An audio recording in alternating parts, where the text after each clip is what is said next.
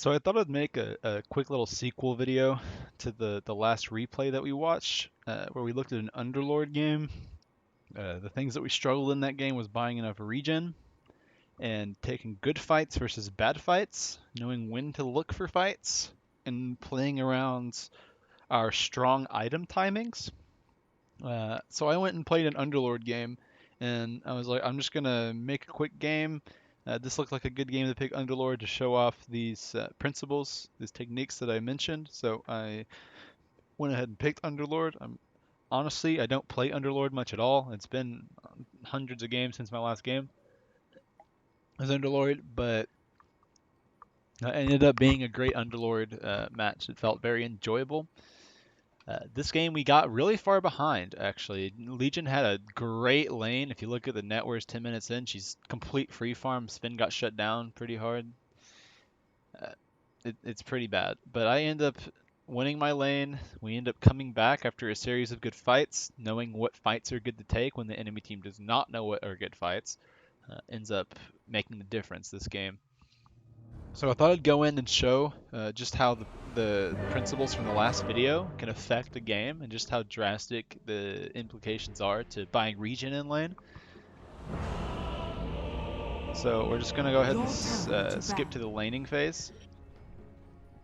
Prepare for battle. So you look at the itemization, I'm doing that thing about the Quelling Blade that we mentioned last video.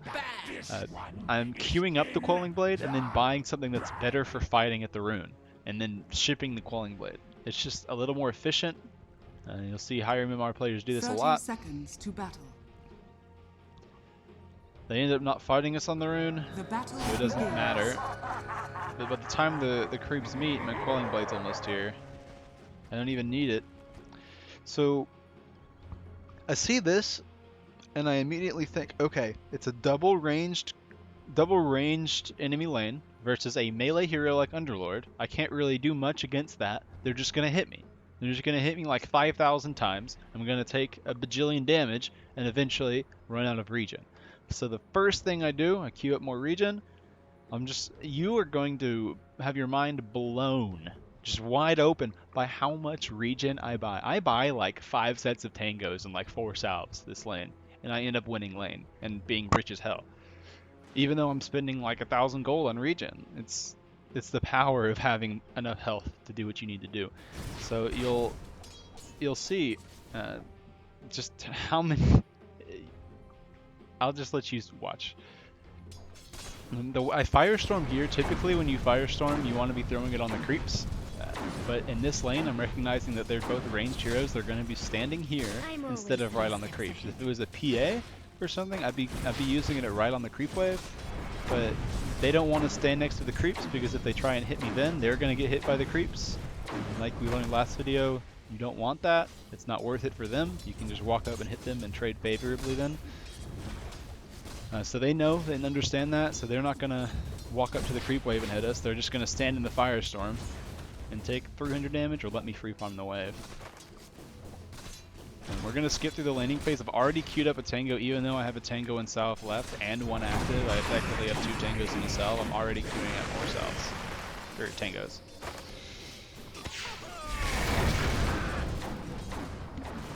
There I'm just like, wow, they do a lot of damage. This is even more than I expected. But not a big deal. I just salve up. I have regen on the way. I'm just buying an item or 2 here and there when I can afford it after buying regen. If you look at the CS, I'm a little bit ahead right now, not by much, but I'm spending a lot of gold on regen. So for now, he's like kind of ahead. But after this wave, oh, I should mention this, by the way. I'm always 3 steps ahead. So I used my Firestorm here. I think I use 1 more on the next wave.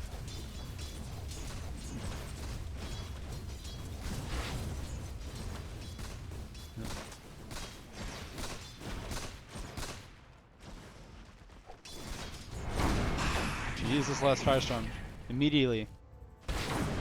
I'm like, this wave's gonna push. I'm gonna mango and Q one more time, and I tell my Dark Willow right now, I'm like, I'm gonna push this wave. I need you to pull the camp, because what's gonna happen is once this wave pushes, I'm gonna be back. I'm gonna be salving. I can't walk up, but more importantly, I'm also not gonna have any mana to Firestorm and protect myself while I'm farming the creep wave. So he needs the pull, not only because I'm pushing and he can get it off for free anyway, but it's especially important because otherwise I'm not getting a single last hit or deny on the next two waves. Because I'm going to be low and have no mana to contest. Denied. So immediately I'm like, okay, I can't contest, you need to be pulling now. I can kind of, you see creep aggro, I can kind of get one or two if I creep aggro correctly, but I'm going to take damage if I stay here. I'm going to try to get this range creep and back. Can I maybe? No. He pulls. Now look at the power of this pull. Watch what the creep wave does. And watch how many creeps she denies. She just denied every single melee creep completely in that wave. They didn't get even half XP because it was so far away. And I get free farm on this wave. You may be like, why didn't they just contest you? Why didn't they just go and fight Dark Willow? And they could have. But the creep wave's at their tower. There are like 3 or 4 creeps at the tower. If Sniper comes to help AA contest, then he's missing 3 or 4 CS down here. I pushed the wave all the way into their tower. Ideally, I'd push it even harder, like under their tower. But I do that, and then we pull the hard camp. And suddenly, AA can't go contest the Dark Willow solo because I'm up here. I get all this CS. I get like every single CS.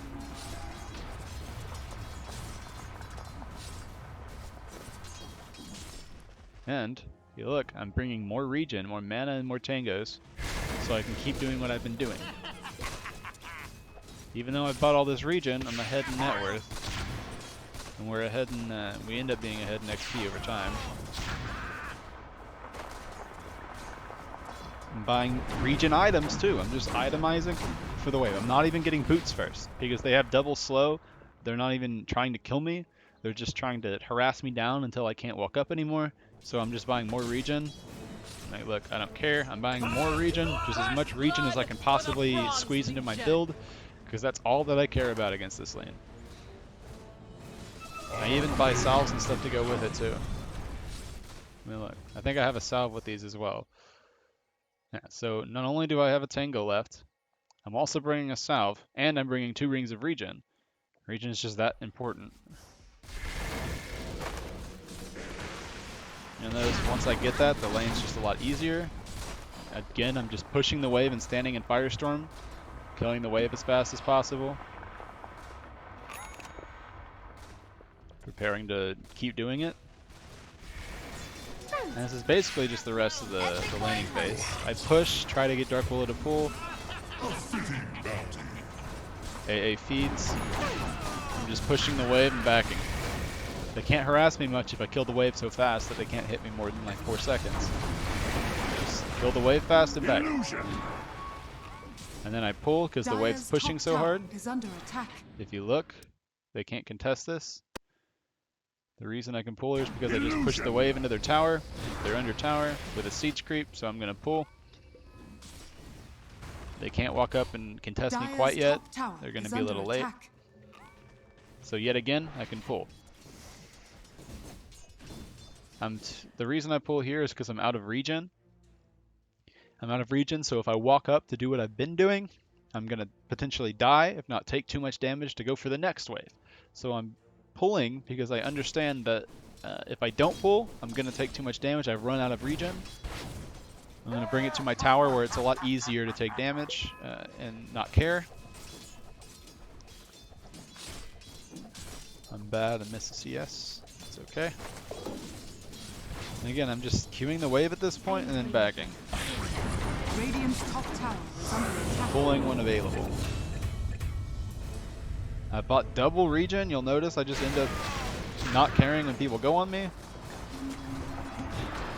And I even have a salve in case someone shows up to gank and I get low or anything like that happens. Double down. Here I overstay my welcome a bit and almost die. Dire's middle tower is under attack. And this is an interesting teleport I wanted to touch on. Instead of going back mid, right? You would think, okay, you're just going to teleport back to... Oh, first, I'm going to mention why I go back to base.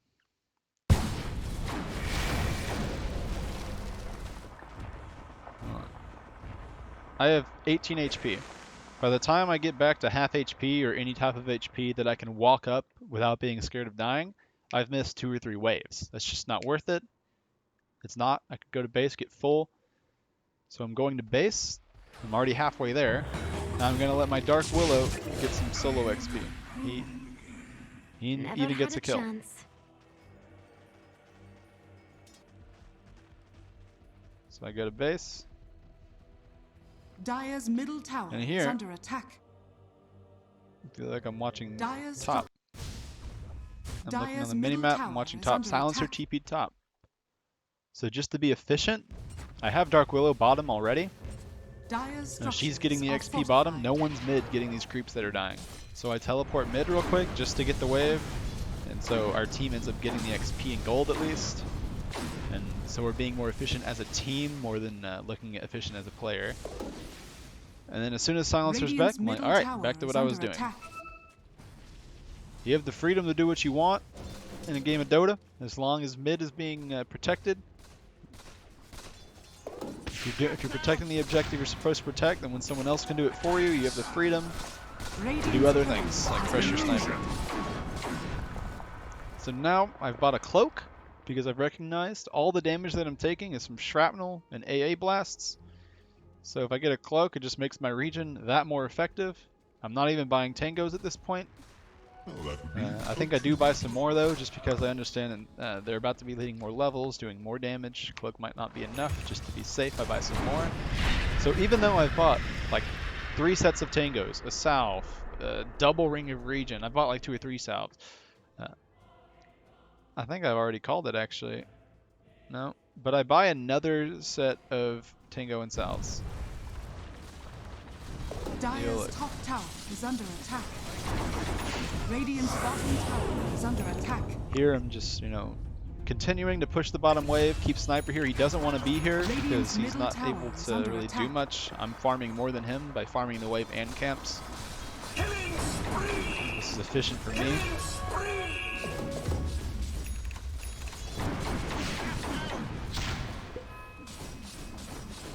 Putting a priority on the wave first. I accidentally blocked my own camp. Dire's top tower. Radiant's bottom tower is under attack. Now I just feel awkward because I blocked my own camp. Radiant's bottom tower is under attack. Dire's top tower is under attack. And here I recognize, okay, so Sniper's not bottom anymore. He recognized he doesn't want to be there. He's gone from bottom. My job as an Underlord, now that I have a Hood of Defiance, I'm strong. Zeus and the heroes can't just kill me outright. I'm basically unkillable. I have Atrophior and Hood of Defiance. I go top because that's where the strong enemy hero is. Legion is like 5-0, 4-1.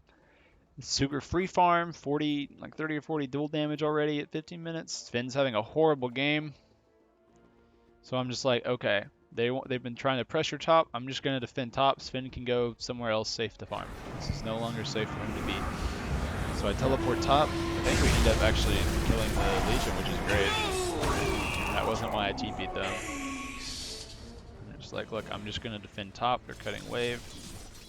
So I end up being here for a while.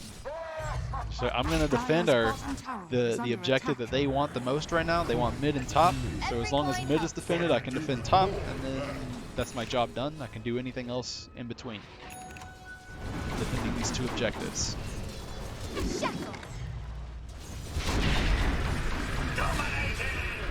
So you'll see I tried to teleport here. Right here I'm seeing, let's back up. Right here I'm seeing Wind Ranger's top. Right, I saw Wind Ranger top. AA's mid. They're fighting near the objective that we want, in a bad part of the map for them. This is a horrible place for them to fight, great for us.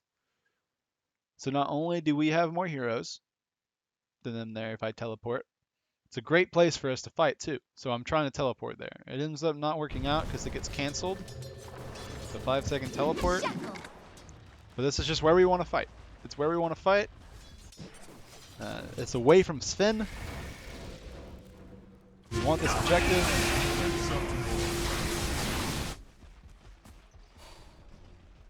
Unlucky that they get a pick off. I end up just keeping Wind Ranger busy while I'm stuck here.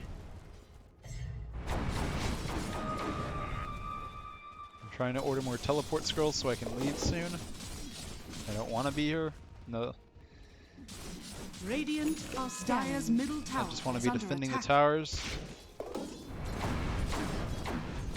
Dire's bottom tower. Dire's structures So are immediately, fortified. Wind Ranger's still top. I'm like, okay, now let's take this bottom tower. I've pushed out top. We have some time.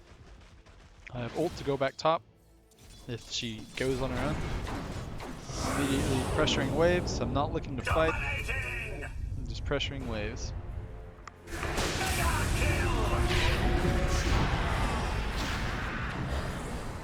Dire's top tower is under attack. Dire's top tower has fallen.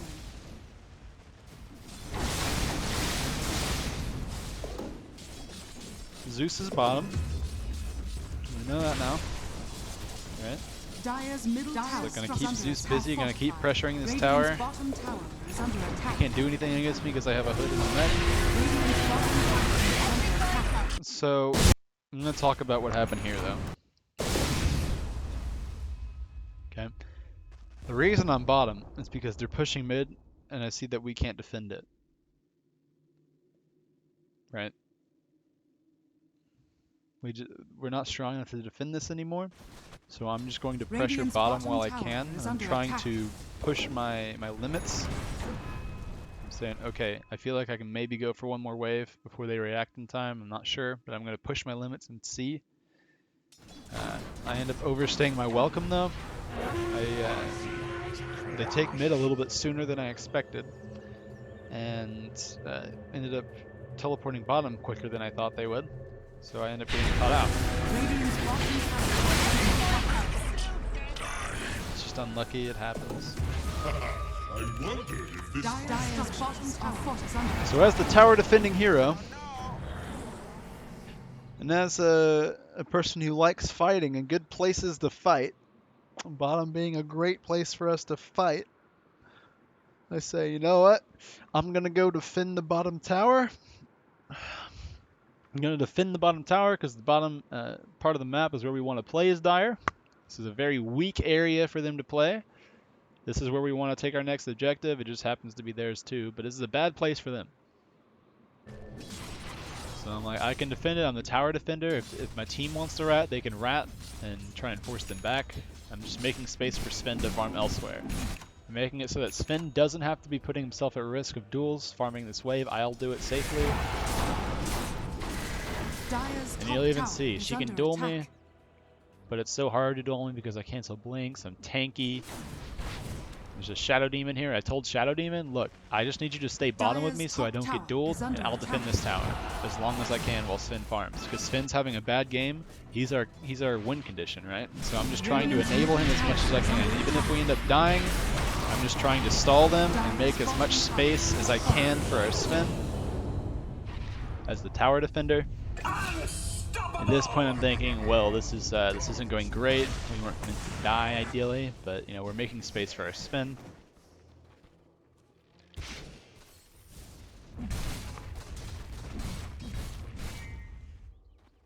Speed it up here. So again, I'm like, okay, their next objective, they're gonna want to take Roche, and they're gonna want to take our triangle over after that. So I'm gonna keep mid pushed in, so that we have information over Roche. That's my first priority when I respawn, is keep mid pushed in as far as I can, so that they feel a little bit less safe to Roshan. You'll notice this, I don't know if I mentioned this, but if you keep your mid lane pushed in, people don't like to Roche against you, and it makes it easier for you to Roche.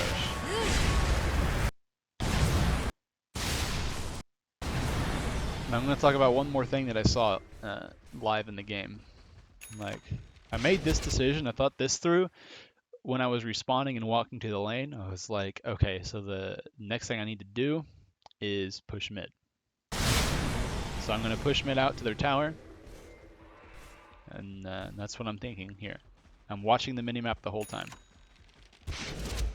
Right here I see Wind Ranger's mid. See Wind Ranger mid, bottom's pushing. Right?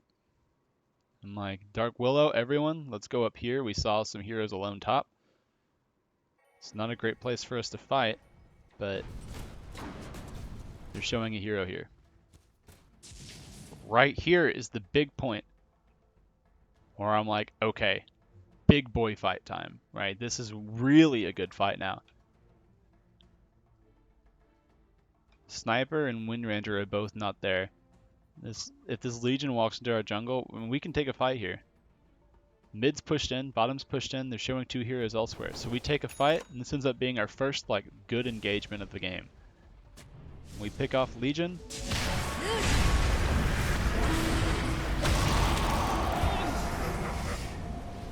If we were fighting up here, it'd be a lot worse. This is a lot easier to fight. It is a high ground, and we have an outpost. Down here is kind of unsafe. Up here is a lot more safe. You're close to your towers, so it's a decent place to fight. Right here's like ideal. But we're taking a fight in an average even place mostly. Right next to our towers. Probably more sided to Radiant. But they're down 2 heroes. So this is a 4v3. So we win the fight. We take a good engagement, and then immediately we're saying, okay, if there's anywhere we can go for more, we can push these waves out more safely now. Let's do it. Sven feels safe to farm a wave or 2, which is great because the Legion's dead. It makes a lot of space when Legion dies because she's the one we're all scared of. So this whole time we're watching the minimap, and if you're paying attention, you can see the same exact mistake as before.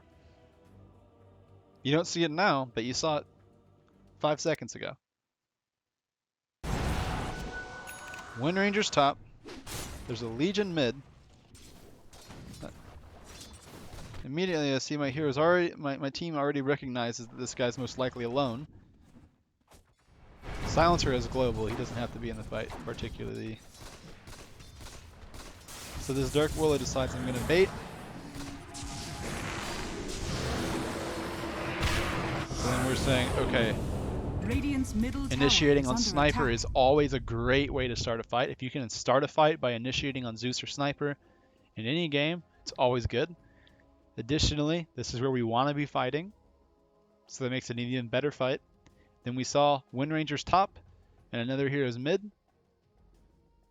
So automatically this is also extra good because we're forcing rotations. It's like a good place to fight. We have more heroes, a lot of reasons. Another thing to consider, I have a pipe and a mech, so I've built for teamfight. They don't have a teamfight hero. Legion's not particularly good at teamfighting. They're a pick-off comp, more so. So teamfighting they're not going to feel as comfortable with. We take another good teamfight, and then we back.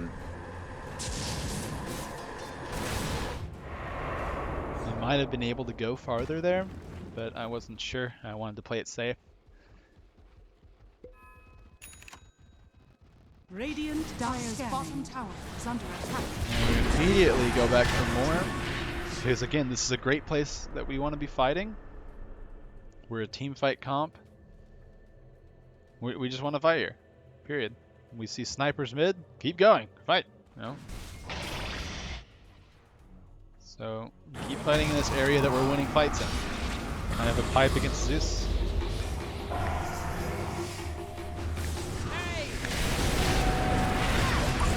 We end up getting just the biggest spin Q of his life. And at this point, the game just kind of spirals out of control. You'll see the gold lead isn't like super great for us, but we end up hitting this critical mass that Sven has to hit to start doing well. He gets his BKB and ages, and then the game's just over. So again, I'm taking the unsafe farm as Underlord. I'm really good at pushing out waves safely. I'm hard to initiate on because I'm tanky. If they go on me with anything but duel, I can Dark Rift out potentially. So I'm the one that wants to take this unsafe farm. They end up going on us on our side of the map when we're in an even game. with Sniper and AA being the first ones to be initiated on again. This is never a good start to a fight for them, so it's a free win to a fight. These are just good fights versus bad fights. You're looking at who your team's going on first, where you're fighting, who's all there, how strong your team is compared to them. Now we're suddenly very strong because we have our Augs timing on Sven. Aghanim's, whatever you want, however you say it. I have my team fight items, and we initiated on their weak backline heroes to start the game, to start the fight. So it's automatically a good fight. So now we're going to push mid. Radiant's middle tower is under Radiant structures are fortified. Radiant's middle tower has fallen. And I'm just pushing out waves. Anytime you win a fight, and you've taken the objective you were looking for, and you split up, push out the waves again. Your shine has fallen into the dark. This will do nicely. Mine. Again, I'm taking the unsafe farm, so my Sven doesn't risk his life farming it. All I'm doing is making space and making sure my Sven has these waves pushed in, and we have this information. If the waves are all pushed into our towers like this, we have no clue where any of the heroes are. They could be blinking on Sven farming here. By pushing the waves up here, we're opening opportunities for them to make mistakes. See this wave bottom? Look, someone wants to be bottom farming it, right? That's a lot of creeps. That makes these fights a lot better because all these waves are pushed in.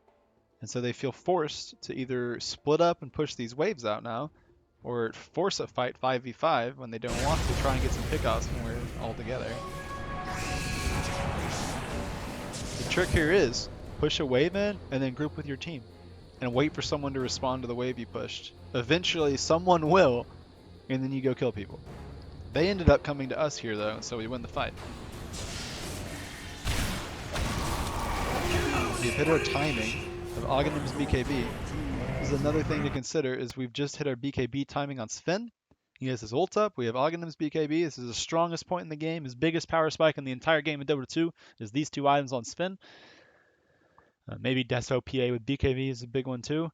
But we hit this item, we're like, okay, we can win basically any fight. Let's take a fight. We have Underlord who has his big items with Greaves Pipe. We have Sven with his two big items. We can win most fights now, especially on our side of the map. So we're really going hard on this fight. Target priority here, we're going for Sniper and Zeus first. Squishy backline heroes. We could go on Legion, but we walk all the way around to get to the backline guys. And we're just taking good Radiant's fights. bottom tower is under attack. Just taking good fights. 2 of them are dead, 3 of them are dead, so we're saying we have potential to tower dive here if he walks up too far. And look, he walked up too far, so we go tower dive him. Radiant's middle tower is under attack. Again, it's another fight we can take that's good because they're missing heroes. If they ever are missing a hero or a couple, we just leave. Dire's This is top me tower feeding. is under attack. This is just a bad TP.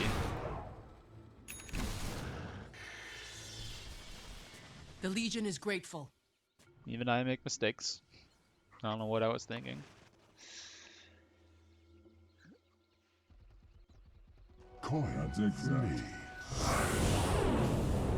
So here, we take yet another fight.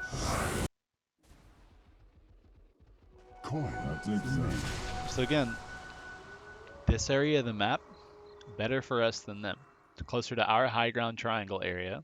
They have no towers nearby. The outpost is the only thing there.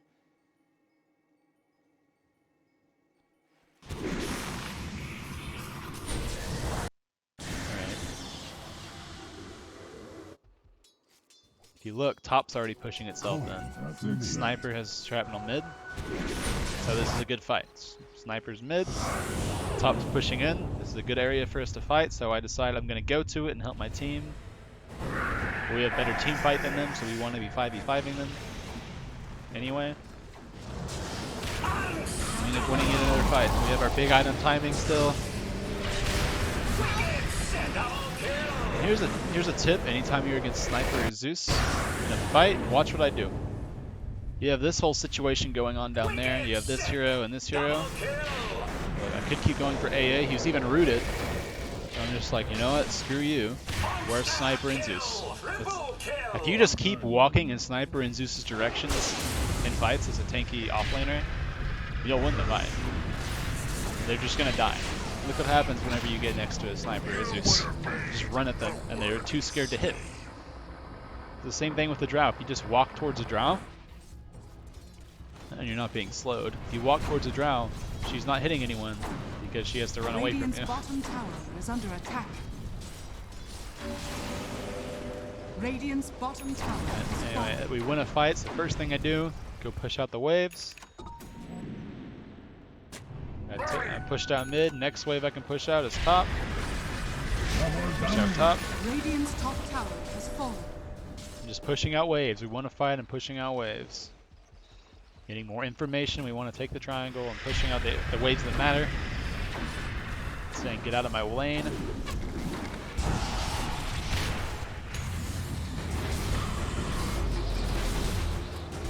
This is just unlucky.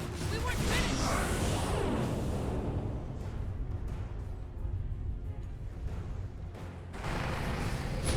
Radiant's top tower is under attack.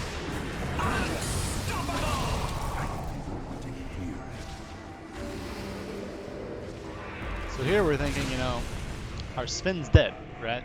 So normally this would be a bad fight. Our big, strong, carry the game for us hero's dead. One of theirs is as well, though. We got to consider that. But look who we can initiate on. This fight is automatically twice as good if you can initiate on their Zeus or Sniper. Radiant's So top we tower see this, is we're like, under okay, attack. this guy dies. That's a good fight. Oh, you thought you were winning? First two people to die are Zeus and Sniper, the fight's a 3-1. Suppose murderers at an honest living, but it pays the bills. This is why Zeus and Sniper are a lot worse at Hiram and Mars. Specifically Sniper. She just running him, Radiant's top tower is under and he's really attack. sad. Radiant's top tower has fallen. But you see the power of taking good engagements versus bad engagements and buying region and lane. So I'm gonna go back because the game's basically over at this point. You look, 10 minutes in, I've just got my region items. I've been buying tangos and sals all game. Where's my courier? It says I have a courier coming. Yep. So I've been buying, I've accidentally bought those. But I've been buying region all lane, but I'm winning in CS. And if you look at our levels, I'm full 2 levels ahead, level and a half, which is insane. Even if it ends up making you break even in gold buying too much region for your lane, if it means you can win an XP, it's worth it.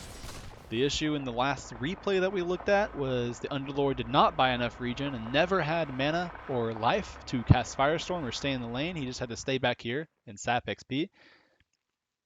It's the bad way, it's the worst way to do it.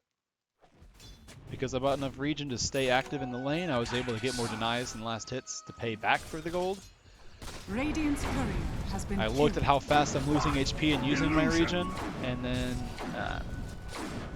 buying more region at a rate that's equal to that.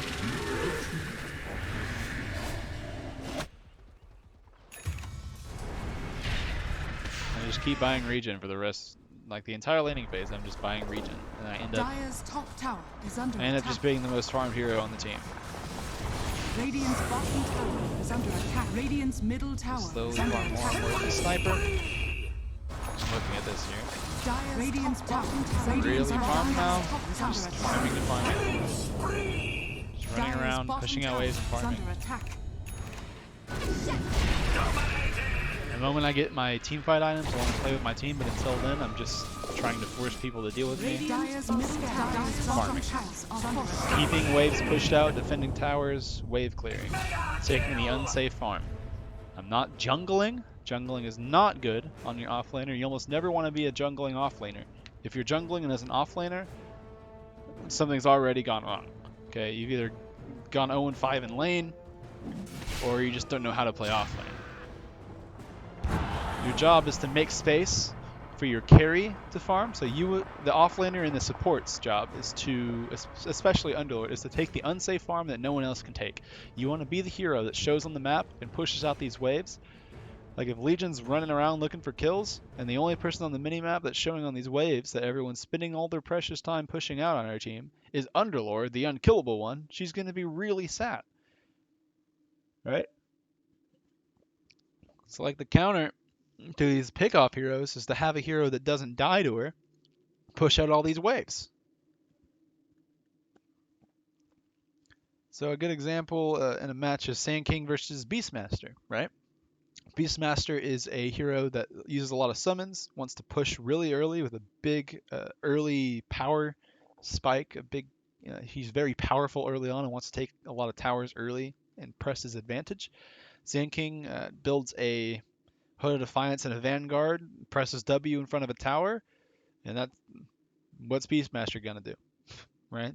Beastmaster is suddenly useless. So in the same vein, Underlord's whole plan is to be the unkillable one that shuts down their push and makes space for the Sven to jungle safely, or forces them to go bottom to deal with him pushing the tower so Sven can get some last hits top. You're forcing them to chase you around since you're so hard to kill. They have to spend multiple heroes to kill you. They're going to send multiple heroes to kill you. And if they're doing that, your team can 4v3 elsewhere. You're just making space, taking the unsafe farm and pushing out waves when you can. Look how little damage I take and look how fast I regen, right? And I think that covers just about everything from this game. I hope you learned something. And I'll see you in the next one. Bye.